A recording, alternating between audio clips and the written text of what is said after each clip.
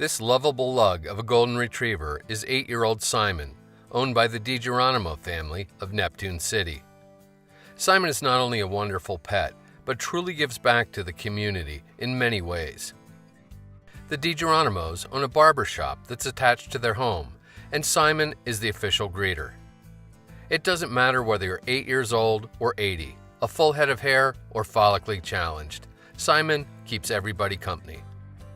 His real gift to the community, however, is his unique ability to retrieve baseballs and softballs lost to the woods in the park located behind the DiGeronimo's home. Well, I started walking Simon when he was a puppy, and I would be walking him in the back by the field because we have a baseball field in back of our house. And all of a sudden, he would dart into the woods, and I'd be right there with him, and he would find balls that I would never be able to see, but for some reason he would always smell them or whatever, and then he'd come out with them, and then all of a sudden it started. For all the years that I've had him, around springtime is when he goes out and gets balls, and that's all he wants to do. This, of course, begs the question, what do you do with all the balls that Simon collects? For Kathy, the answer was obvious. I always felt bad for dogs that are in the shelters and everything, and I thought this was a good way. So we started donations, and the people were willing to give money to the dogs and take balls if they wanted them. And if they didn't take balls, I always donated them to the schools.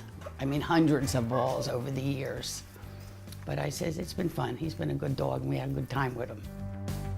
So I was first made aware of Simon's unique abilities in one of his visits earlier this spring when we were checking out one of his leg issues.